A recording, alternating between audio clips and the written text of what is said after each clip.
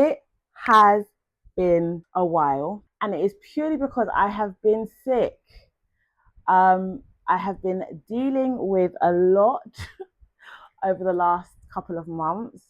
A random video came out, I think it was 2 weeks, not last week, the week before, because I've changed my posting schedule as of now. I'm deciding to do every other week. So you will get a video from me every week, but the content will be different every week. So one week you'll get true crime, another week you'll get something academic. Because I realized I really dropped off the academic stuff, even though we were doing true crime and academic tea. I want to be a bit more specific when it comes to academic content. So for that reason, I've decided to separate them out just a little bit whilst also giving myself some grace for posting because life has been lifing. When I tell you, the last couple of months have been absolutely wild.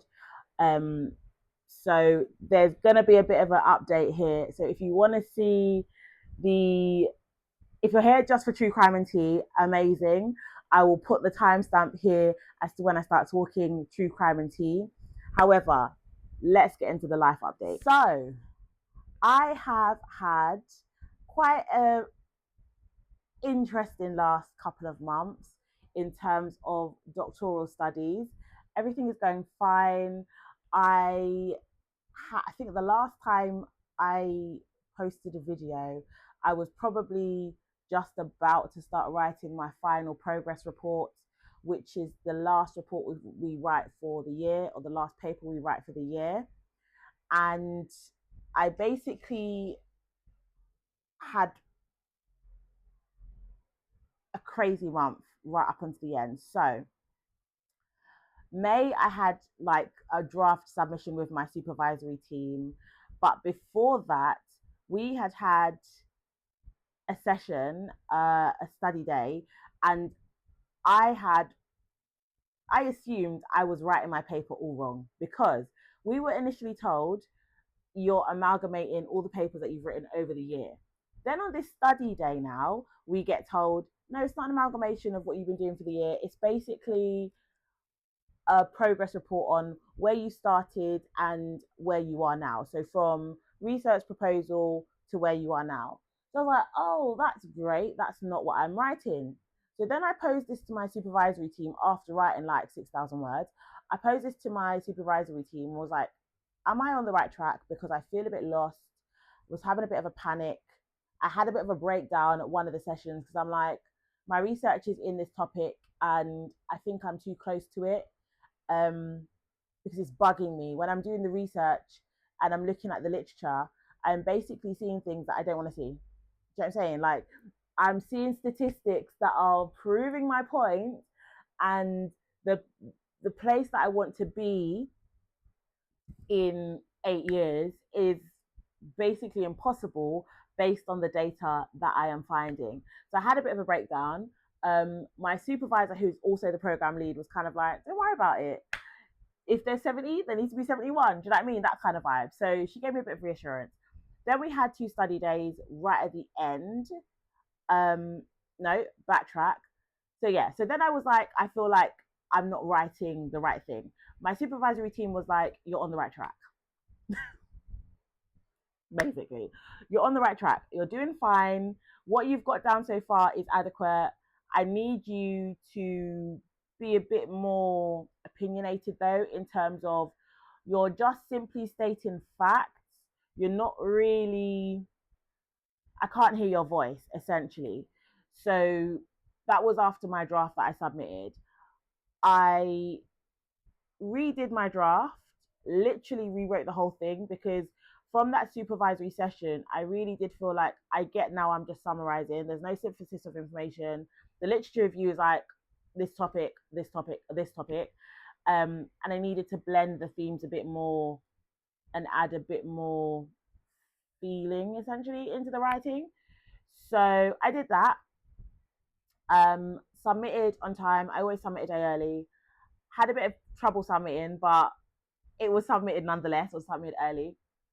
And then I had, so with our final progression, in year one, you have one progression point, and then in year three, you have another progression point, and then you submit your final dissertation. So for progression point one, we have to submit a paper, our final progress report, and we have to have a viva. So effectively defending what you've written, kind of like preparing you for what the final viva is going to be like. So I did this and then submitted my paper, and then I had a mock viva the week after I submitted my draft, like literally a couple of days after I submitted my draft. And it was with the program lead, who is also my supervisor, but she wasn't sitting on the panel for my viva, so she could do the trial with me. I kid you not, I feel like I got absolutely no feedback from that session. It was great because I got to practice what I wanted to say. I got to see what the vibe was going to be like. I got to say my ideas, my thoughts, the theories, the concepts out loud. So all of that was great. And essentially that's what they said. She was like, "You'll be fine." Okay. Then that same week, or like a week after, we also had 2 study days, but the first study day is a presentation day. So I had to do a presentation on my topic. Now, it was supposed to be 15 minutes. I prepped it, I practiced it, I went over time, I re-prepped it, I practiced it, I still went over time. And then on the day when everyone was presenting, I'm like, oh, well, everyone's going over time. And I ended up 15 minutes, ended up being 22 minutes, which was fine because it's 15 minutes and 15 minutes for questions, but people were weaving questions into the presentation. So it kind of balanced itself out. But it was great because it was an opportunity to again talk about my subject and my research area without kind of being assessed, but at the same time preparing myself for the viva that I was having literally a couple of days after the study day.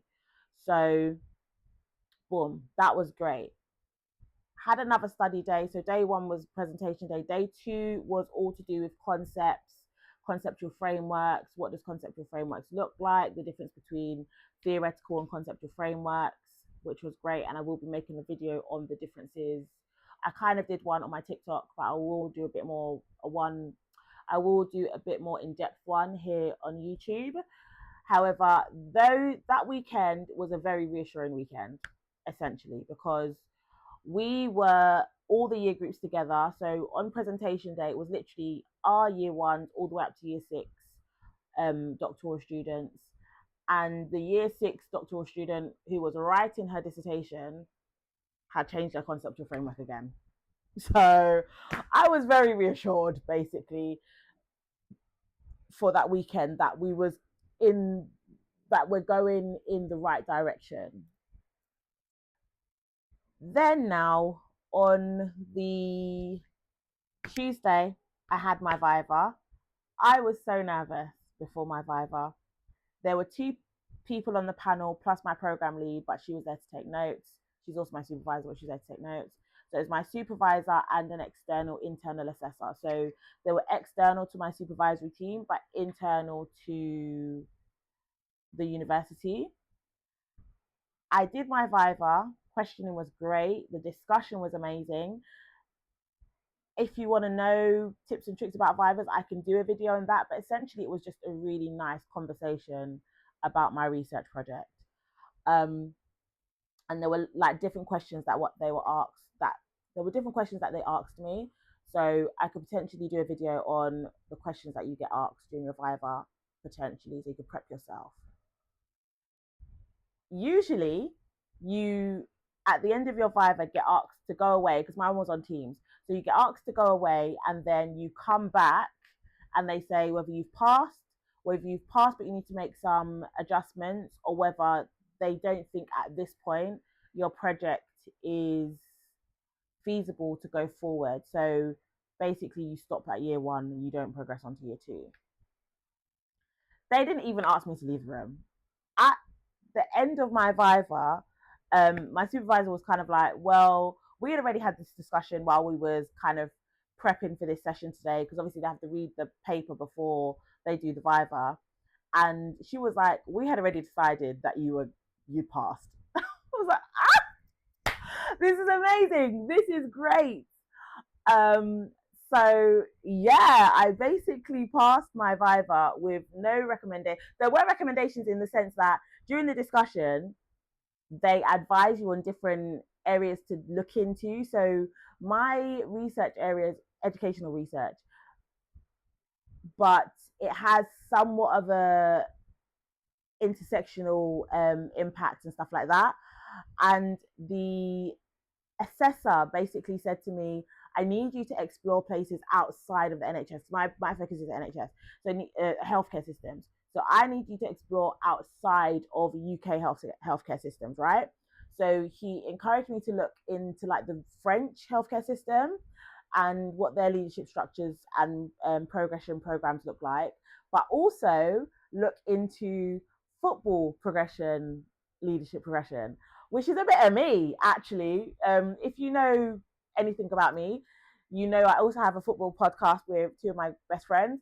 And I was like, I get to look into Premier League. I get to look into, okay, I will do that. Looking into like how people progress into be managers and stuff like that. So loved that advice. Obviously, I passed my Viva. Year one is done, getting ready for year two. Literally, the week I had my presentation day, I was sick that weekend. I was ill from like the week before. So I was basically struggling through presentation day, struggling through my Viva. And it's like the moment my body knew that uni was finished, it just shut down. It just it just shut down on me. It was like, Lily needs a break. Lily needs a break. Football season's done. Yes, we know we've got the World Cup, but you don't. You need to rest. So my body really did just switch off. And there was a little bit of stress at work. So I think everything just kind of, the volcano erupted mid-June, or mid-June to end of June. But we are back now. We are organized. We have done organization for research. We have done organization for content creation. And I've used two separate places to do this. I am going to create videos on this because I feel like the workflow is flowing. Do you know what I mean? In terms of research, I have set up a workflow that is, I think, foolproof. Once you set it up, it's actually foolproof, and it is using your Zotero and your Obsidian to write your papers. But essentially, when you're doing your literature review, you should only have to look at that piece of literature once, because when you go into Obsidian, that is where all the magic happens. So look out for that video. I did put a package together in my pen site for the Obsidian workflow. So for any of you researchers and any of you students out there that are writing your papers, that are doing your research, that are doing literature reviews, this would be ideal for you, because essentially you're building a connected papers based on your areas of interest. So, and things that you know you're going to regularly go back to, concepts that you get to bring together with your own mind without having to go to connected papers and then go to Mendeley and then go to like 10 different places. Obsidian is basically your database that you can go to just be the researcher and the student that you need to be.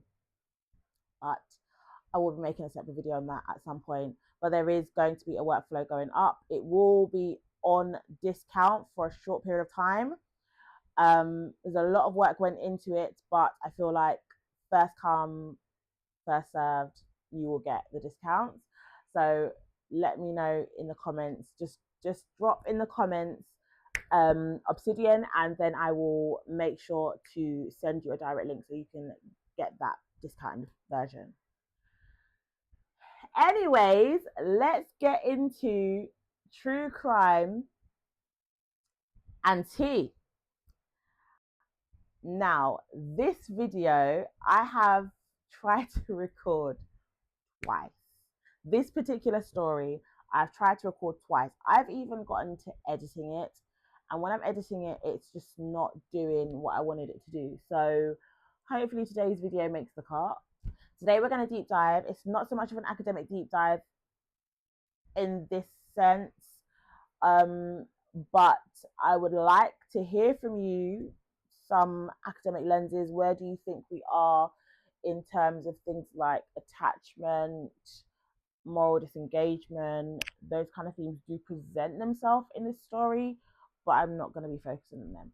Before we even get into names and dates, I want you to picture something. I want you to think of a quiet little town in New Hampshire. White fences, a horse farm, rabbits hopping around the yard. The kind of place that you'd drive past and think, that looks so peaceful. Now picture a burn pile smouldering in that yard around 10 p.m. at night, and a police officer looking down and seeing a bone in the ashes.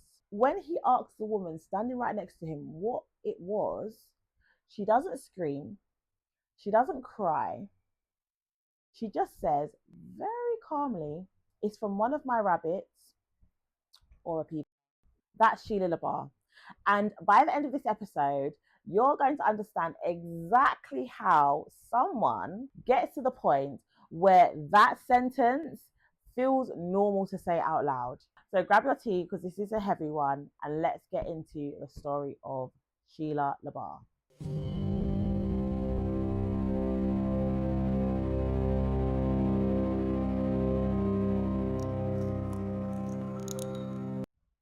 So let's rewind way back. If you had known Sheila as the farm woman from the true crime documentaries, you're missing the first 30 years of her life. And honestly, they matter a lot in this story. So Sheila K. Bailey was born on the 4th of July in 1958. So she's born on Independence Day, 1958, in Fort Payne, Alabama. I did see discrepancies in places because in one place it says she was born in Fort Payne, Alabama, and in another place it says she was born somewhere else. So there were kind of mixed bits of information, but from what I gathered, the most accurate place was Fort Payne, Alabama, and she was the youngest of 6 children. Now, I want to be really careful how I say the next part because it's not a sad backstory. We don't tell sad backstories to sympathize. I don't want you to sympathize with her, but it's genuinely quite foundational to the story that we are telling in regards to Sheila LaBarre. It is quite foundational to her case. So, according to Sheila's own sister, Lynn Nugent, who actually testified against Sheila, or she didn't testify against her, but she testified years later in court. She had stated that their father was a violent alcoholic. And she had also stated that Sheila was abused starting from when she was very small, a very small child. And this abuse wasn't just from her father. One of the articles I read said that the father would bring his friends home and would allow them to essay Sheila. So this is what the sister testified to, and this was corroborated in some of the stories that I found online. Her sister and her mother were also abused, so it wasn't just focused on Sheila, and it wasn't just one bad night. This was, by all accounts, the environment that shaped Sheila's entire childhood. It was not a one-off thing. This was a regular thing happening. At the trial, and we will circle back to the trial a lot in this story because it's a big part of the story. A forensic psychiatrist called Dr. Roger Gray testified about what her childhood actually looked like psychologically. He didn't sugarcoat it at all. And he said that it was a childhood that was full of people who could use her however they wanted to, instead of protecting her. And she grew up under a very real ongoing threat to life. When that testimony came up in court, Sheila reportedly broke down so badly that she had to be escorted out of the courtroom, according to some reports. Now, here's the thing about true crime storytelling that I always want to be upfront about. Understanding why someone became who they became is not excusing what they did. It's not an excuse for their actions. Two things can be true at the same time. You can have a poor upbringing, she was a victim as a child, and she became a monster as an adult. Two things can be true at the same time. So hold on to both of those things, because we're really going to need to in this story. As a teenager, allegedly, she had pretty normal teenage girl dreams. Apparently, she wanted to be a model or a country singer. And on paper, she was a normal girl from Alabama. Underneath all of that, she was already carrying an enormous amount of trauma nobody was helping her process. Okay, so here's where it gets interesting, because her adult life was basically a decade plus preview of everything that happens later. So her first marriage, she got married like 4 or 5 times. So her first marriage was to a gentleman called Ronnie Jennings. She marries him young. He later says that her mood swings would turn violent, and get this, he doesn't want to divorce her, or he just refuses to divorce her for like a really long time. I couldn't understand why. There wasn't like a reason why he wasn't divorcing her. But you can make of that what you will. Maybe it was a control thing, I don't know, but he was just refusing to divorce her. In the early 1980s, things get darker. She attempts to unalive herself and ends up in a psychiatric facility.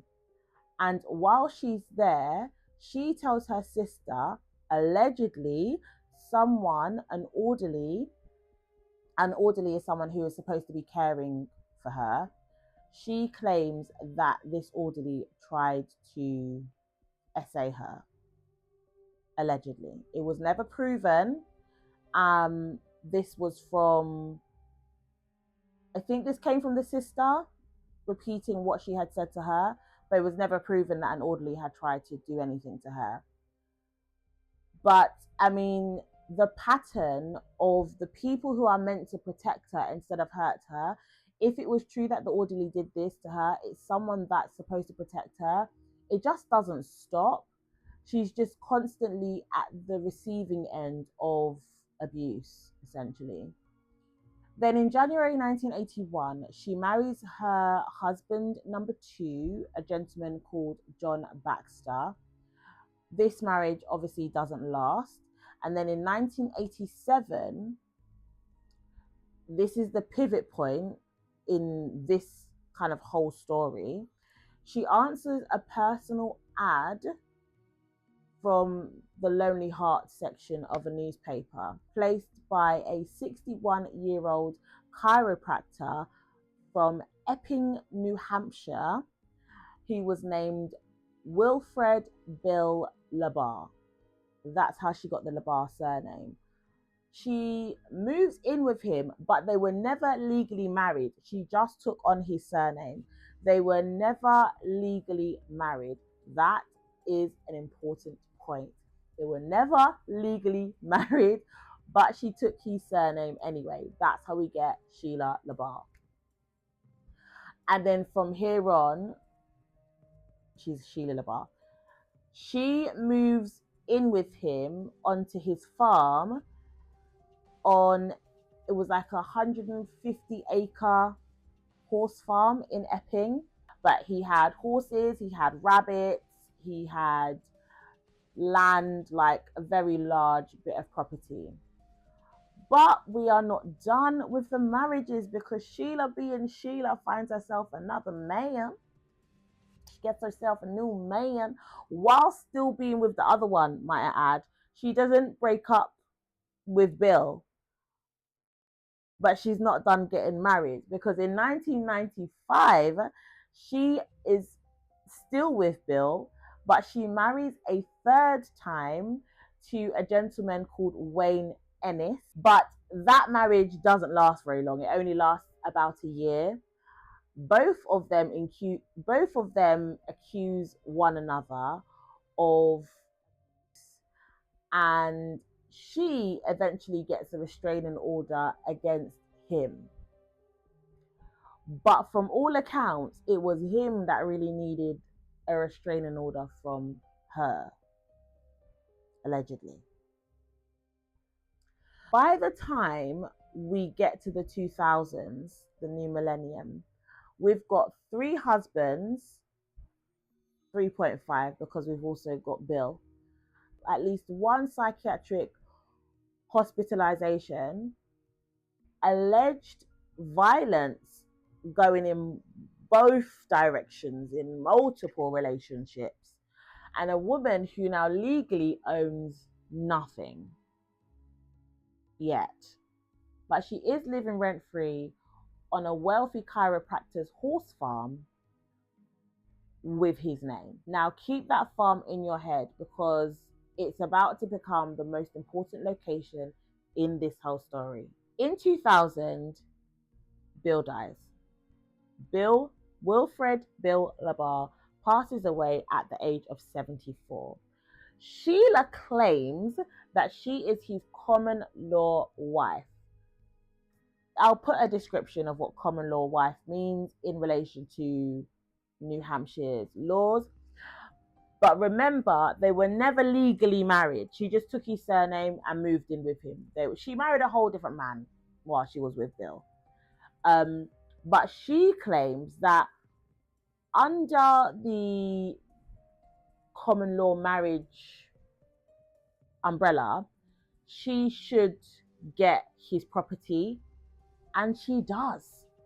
She inherits Bill's whole farm. Now the children, because Bill did have children from previous marriages, they tried to fight this in court, because obviously they're his children. Why would this random woman that just comes along, lives with their dad, never marries him, be entitled to all of his property?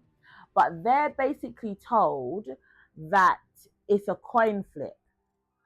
They have a coin flip chance of winning their case, and they would need to pay $50,000 up front just to try and win the case. So inevitably, it's not really beneficial for them to fight this case, so they just walk away. I didn't find anything that says they got anything from this whole debacle, right? And this is a detail that needs to be flagged, because it's genuinely chilling in hindsight. After Sheila's arrest many years later, there is speculation that it was never proven. It's all alleged. It's never proven as fact, but it should be taken seriously, and was kind of taken seriously. It was alleged that she may have had something to do with Bill's death. I mean, he was old-ish. He was 74, but it was alleged that she may have had something to do with his death. However, it was never investigated, and she obviously denied it. We will never know for sure if she did have any involvement in his death, but sit with that for just 1 second. The man who gave her a home, a name, because she took his surname, and eventually his entire farm, 115 to 150 acres of land, dies conveniently right when she needs an inheritance. It's just a bit fishy. At this point now, it's just Sheila. She's alone on 100+ acres of land with rabbits, horses, and soon a new hobby. Not funny. It's not funny. It's not. I'm not laughing at the situation. I'm laughing at the irony. Um, she herself now starts placing lonely ads of her own in the newspaper, just like how she found Bill. And she starts specifically going for men who are frankly easy to control. She was looking for men who were homeless, men with low IQs, even though I don't particularly believe in the IQ system, but low IQs or developmental disabilities, developmental delays,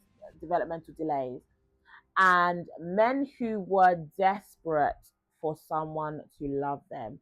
That is so sad and unfortunate, because obviously Lonely Heart section is for someone who's out there looking for love.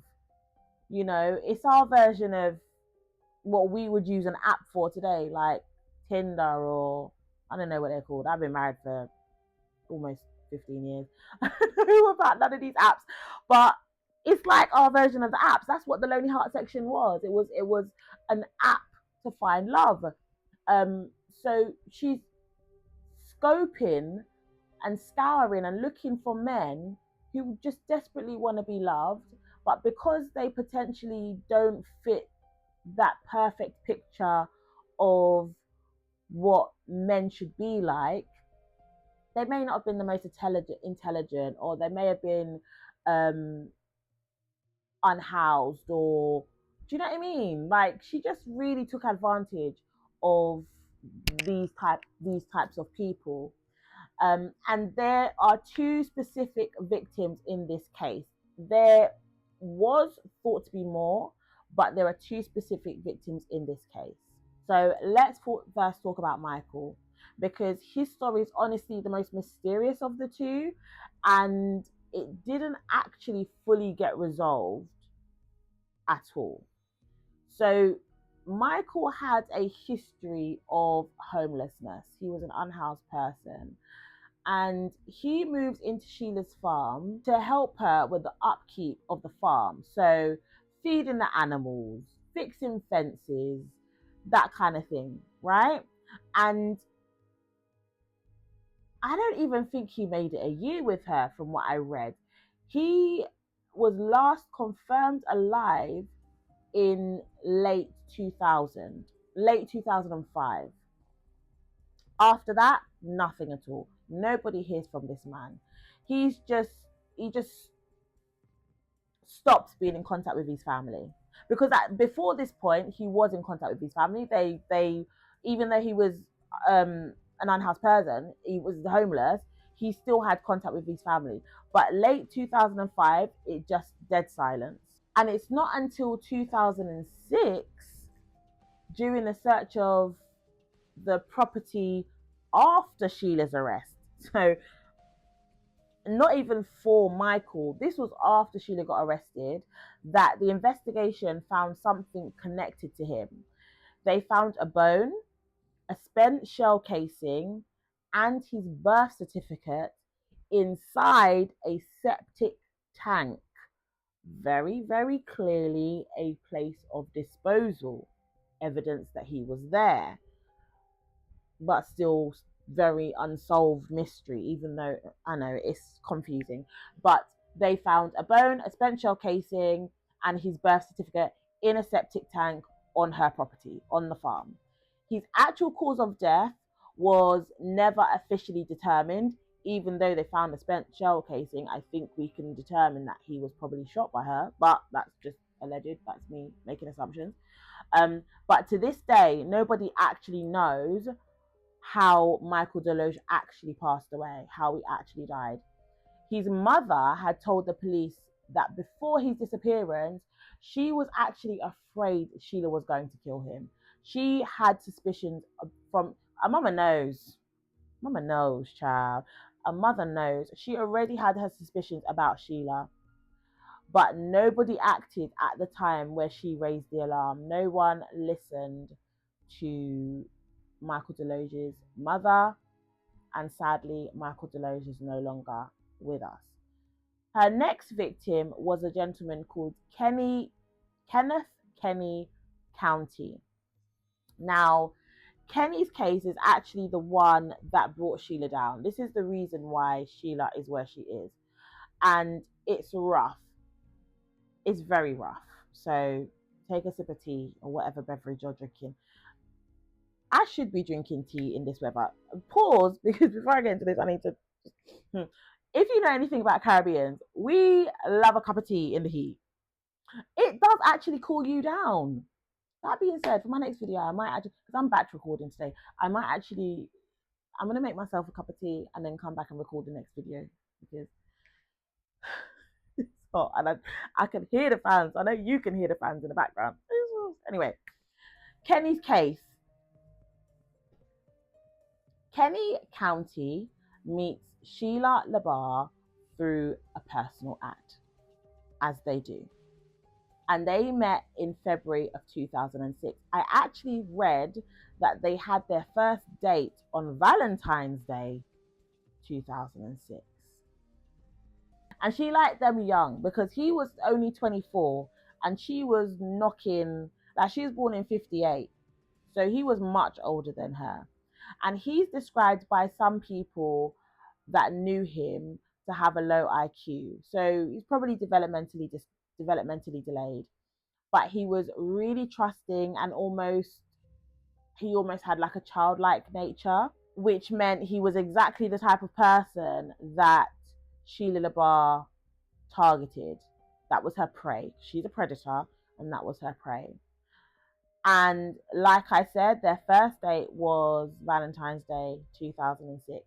Within days of moving out of Massachusetts, because he was from Massachusetts, he moved out of Massachusetts and onto her farm within a couple of days of knowing her. A month later, so March, we were in February, March, Kenny's mum, Caroline Lodge, had stated that she hadn't heard from her son and she was getting worried. So obviously, she starts calling. She calls Sheila. And this is a detail that really bugs me because it's one of those kind of situations where you would assume they would do something about it, but what really could they do about it? But it bugs me a little bit. So before any events happen, two separate police officers, so two different police officers, had actually seen Kenny in person at a local Walmart. And when they saw him, he was in a wheelchair with Sheila. He was in a wheelchair and he was covered in bruises and burns. And when they saw him on these occasions, he was with Sheila Sheila was buying large gas cans. So my question is, you saw this battered and bruised young man being wheeled around Walmart. He's clearly vulnerable, battered and burned, which means the burns were visible. She didn't even have the mind to cover them up. Okay? And they do nothing. In that moment, they don't question her. They don't ask him, are you okay? There's just nothing. Okay. And we're going to come back to that because actually Kenny's mum ends up suing the department over these exact interactions. The fact that they had witnessed someone battered and bruised and burned and didn't even ask any questions. We'll come back to that slyly later. Now, Sheila had secretly been recording Kenny. There's audio of him at one point vomiting while she's lecturing him, accusing him of being a pedophile. There is no evidence at all that these accusations were even true. And investigations that were done found no basis whatsoever for the claims that she was making about him being harmful to children. And this claim was against both victims, so Kenny and Michael, and they found no evidence that either of these men had been involved in those predatory actions. On March the 23rd, 2006, Sheila calls Epping police herself and says that Kenny left and went back to Massachusetts. Now, why she would need to call them and tell them this, I don't know. But she obviously felt the need to do so because she's trying to cover her back for some reason.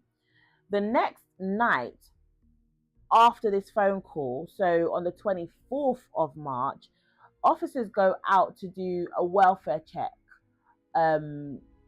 because Kenny's mother had requested that they go and do a welfare check on Kenny because there's some random phone call from this woman saying he's gone back home, but I don't see my son, he ain't here.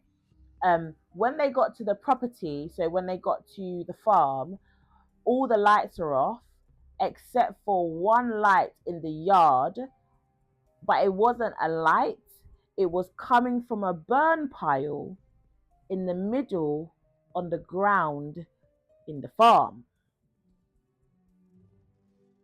Yeah. When they're looking into the flames, I don't know how close to the flames they got to be. When they're looking into the burn pile, because I'm assuming it's not high flames, it's like a, you know, when it's just like burning out, it's still light, but it's like burning out.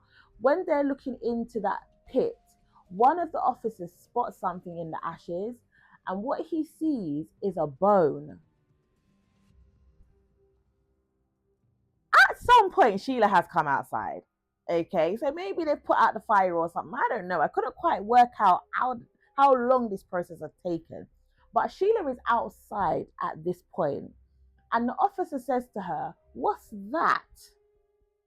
Sheila's response is, "It's chilling."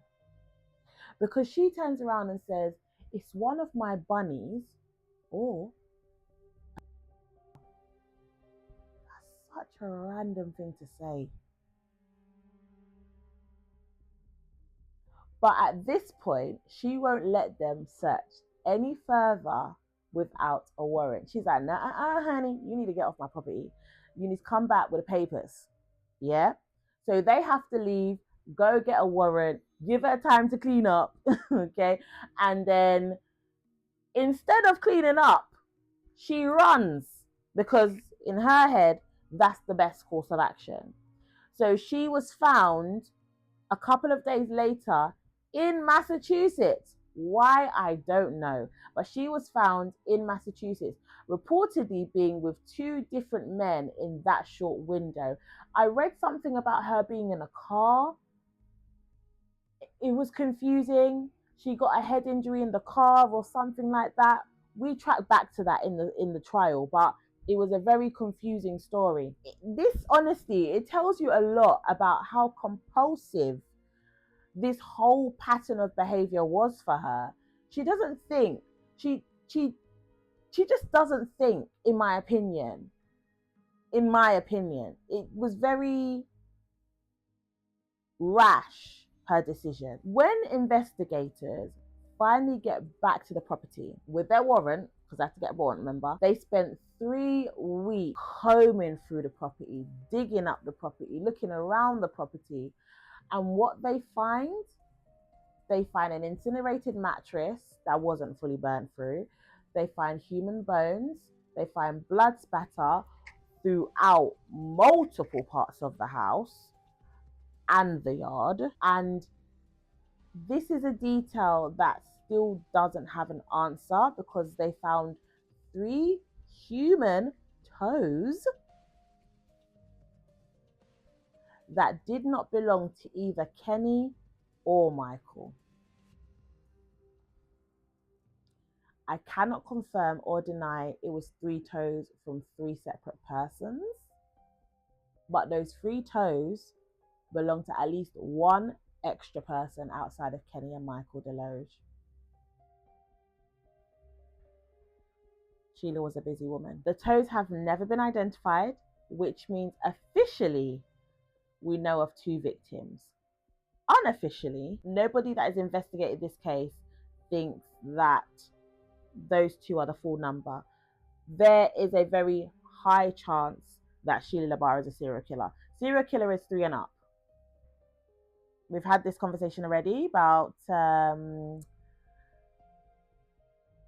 what was his name? The monster. We've had this conversation about him. He didn't kill 3 people, so he's not technically a serial killer. But she potentially is one. Now, Kenny's official cause of death, Kenneth Countie, his official cause of death was that he was stabbed, then his body was burned. Investigators were able to identify him through dental records and DNA records. In one or a couple of articles, it said military dental records, but and please quote me if I'm correct me if I'm wrong. I thought you had to be of a certain intelligence level to be able to get into the military in America. If he had a low IQ, I didn't think those types of people would have passed tests, but that's just me making an assumption. Some of the records said military dental records. Do with that information as you will, because there was a lot of conflicting information in this story, in this case. Different records noted different things, but the general consensus was he was identified through dental records and DNA. So, Sheila's arrest. She gets arrested, and now we get to the courtroom, which honestly might be one of the most fascinating parts of this whole case. If you're into the psychology of true crime, I'm very interested in the psychology side of true crime, how people's minds tick, and her defense was not guilty by reason of insanity. I need to explain something here as well. So this is particularly about New Hampshire law because it's quite unusual. In most states, and we know each state in America, they have some variations to law. Some things are like umbrellaed, but there are some variations to law. So in most states, the prosecution has to prove that you're sane, you're compos mentis. In New Hampshire, it's flipped. So the defense has to prove that you were insane. You're not compos mentis. All the cogs aren't turning. They have to prove that.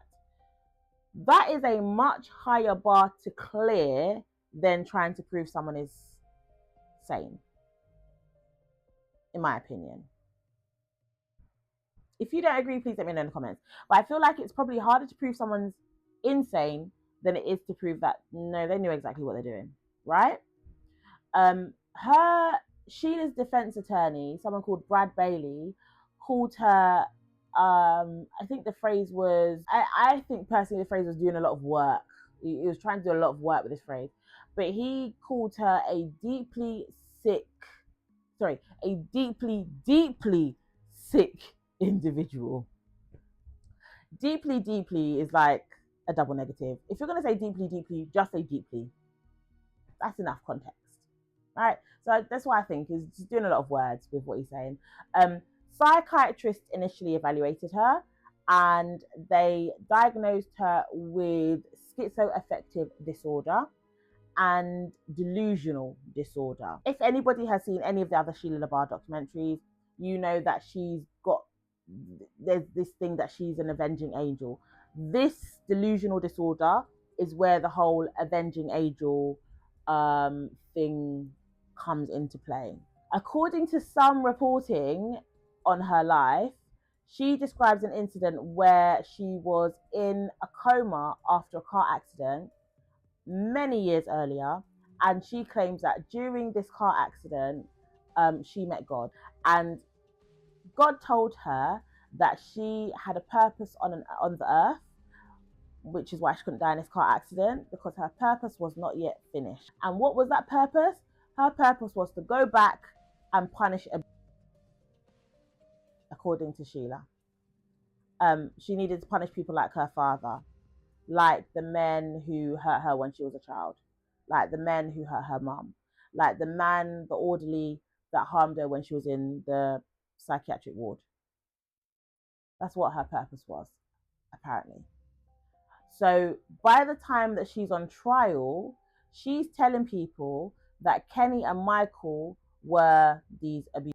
But there's no evidence of this. There's none. There was never anything proving that either of them had done anything predatory before. Nothing predatory of the sort, which appears to be a delusion projected onto vulnerable, trusting men who had just the profoundest bad luck of answering her personal ad. You know, like they could have answered anyone's personal ad. They just so happened to answer Sheila's, unfortunately. During the trial, the jury actually visited the farm where this case took place, and they visited Walmart. Sheila was present for these visits. She accompanied the jury on their visits. And then in June of 2008, the jury comes back with a guilty verdict on 2 counts of first-degree murder. The insanity defense is completely rejected, which I think we can all agree she knew exactly what she was doing. It's very premeditated. It wasn't, as much as I said that she was quite compulsive, it wasn't a compulsive thing. She knew exactly what she was doing. And then later her attorney reflected on why he thinks that this was the outcome of the case. And he basically said that even if the juries believed she was mentally unwell, he thinks that they were thinking of it in a practical sense, thinking of it practically. If she's found not guilty by reason of insanity, there's always a possibility that she is going to get released from whatever psychiatric facility or that she may be incarcerated in. She may be released from psychiatric care. So with a murder conviction, there's a guarantee that she will never get out of prison, right? So though I don't necessarily believe that this is the case, I understand why he would draw those conclusions. In 2010, Sheila actually appealed this outcome. It was just rejected. So she's been in a New Hampshire women's prison ever since her conviction of 2 counts of murder. Here's where I want to zoom out a bit and look at a few things, because a few things in this case still kind of nag me, if I'm honest. The first one is Kenny's mother sued Epping Police Department, arguing that the 2 officers that saw her son with Sheila when he was burnt, when he was bruised, when he was in a wheelchair at Walmart, should have triggered something. Should have triggered a conversation. They should have questioned Sheila. They should have taken Kenny in for questioning and asked him how he's got all those bruises. Unfortunately, the lawsuit was ultimately rejected in 2010 by a jury. But I still think it's a fair question. It's a completely fair question to sit with. How many warning signs have to line up in a row before someone intervenes? I'm just going to leave that question with you guys. Number 2, those 3 unidentified toes. Who do they belong to? We genuinely do not know who they belong to. They were not Kenny's. They were not Michael's. I don't know how they proved they weren't Michael's. I'm assuming that they probably found most of his body, or the fact that his body was burnt, but they found 3 bones. I don't know. They don't belong to Kenny or Michael. Who do they belong to? Sheila was investigated as being a possible serial killer, specifically because of these kind of details, the toes. On top of the sheer amount of vulnerable men who cycled through her farm over the years, several of whom described being abused by Sheila. So they made it out. How many didn't? 3. Bill LaBarre. He gave her everything. He gave her his house. He gave her his name. He eventually gave her his entire estate, his farm, his land, his animals. And his death was never officially treated as suspicious. They never really investigated it as suspicious. He was old, he was 74. But the timing, combined with everything we now know about Sheila, makes it not hard to wonder whether she did have something to do with his untimely death. Or maybe it wasn't untimely because, like I said, he was old. But we're probably never gonna get an answer to that question or any of these questions as to why the police didn't ask any questions to Sheila about Kenny, as to who those 3 toes belonged to and whether she had anything to do with Bill's death. But that is true crime cases. True crime cases, sometimes it's not always a tidy bow at the end of the story. Sometimes it's a septic tank filled with bits that never get truly uncovered. I think what gets me most about the Sheila LaBarre case is not the burn pile, it's not the toes, it's not the stun belt, it's the fact that every single person in this case, including Sheila, but Sheila as a little girl, Michael and Kenny, and anybody else who was impacted by Sheila, they were all at some point just looking for someone who wouldn't hurt them. Sheila as a little girl was looking for someone who didn't hurt them.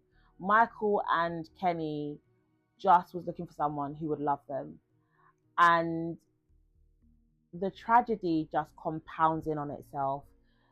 A woman who was failed catastrophically as a child grows up to become the exact kind of danger that she was supposed to be trying to punish, according to her calling from God, which I don't believe happened. The child was the victim, so it does not excuse what Sheila did to Kenny Countie or Michael Delusion. Bearing in mind also that her sister suffered the same abuse that she did and did not grow up to be this evil monster that we know Sheila LaBarre to be. And it may not have just been Kenny and Michael that were her victims, but they are 2 men who are dead because of her. Their families will never get them back. And that has to be the center of the story. The victims need to be remembered as victims, and Sheila needs to be remembered as a monster, as far as I'm concerned. I know she had a poor upbringing, but many people have poor upbringings and don't turn into this, which may sound harsh, but the fact that Kenny and Michael were just looking for someone to care for them. Michael even went there to help her. It's just yuck. But it's also, I think, a hard reminder that